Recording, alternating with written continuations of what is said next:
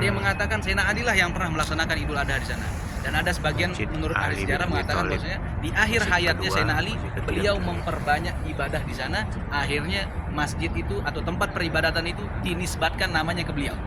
Jadi diberi nama Masjid Sayyidina Ali bin Abi Thalib. Padahal sebenarnya aslinya itu tempat peribadatannya Nabi. Nabi pernah beribadat dulu di sana. Yang paling sampai sekarang di masjid. Jadi baru selesai renovasi. Bisa masuk, cuma yang masuk laki-laki.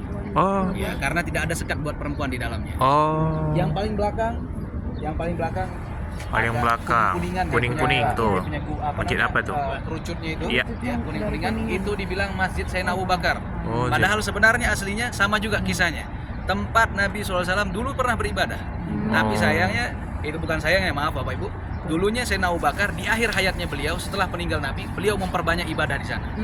Saking seringnya beliau ibadah di sana, itu tempat beribadahnya Nabi dulunya, akhirnya dinisbatkan namanya jadi Masjid Sayyidina Abu Bakar. Padahal sebetulnya bukan masjid, cuma tempat ibadah. Yang bangun menjadi masjid adalah Khalifah Umar bin Abdul Aziz. Umar bin Abdul Aziz, beliau yang membangun tempat tersebut. Dan terakhir Bapak Ibu, paling belakang sana yang ada burung-burung di atasnya, itulah yang disebut dengan Masjid Awan atau Masjid Gumamah.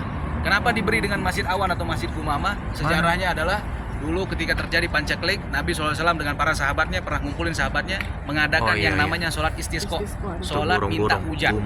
Ketika Nabi SAW melaksanakan sholat minta hujan di sana, seketika Nabi SAW selesai sholat dikerumuni dengan awan yang gelap siap menurunkan hujan.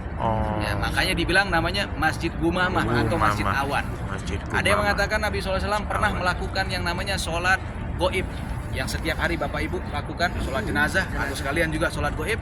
Nabi SAW melaksanakan sholat goib dulu buat salah satu raja dari Afrika namanya Raja Najasyi. Raja Najasyi ini dia beriman sama Nabi SAW tapi tidak pernah jumpa sama Nabi SAW. Cuma karena dulu para sahabat pernah diutus sama Nabi SAW ke sana berdakwah dan dia beriman kepada Nabi SAW.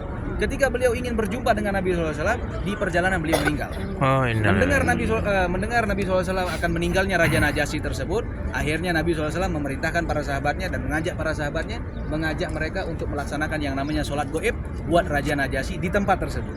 Itu dulunya bukan masjid, tapi dibangun kembali sama Khalifah Umar bin Abdul Aziz menjadi monumen masjid.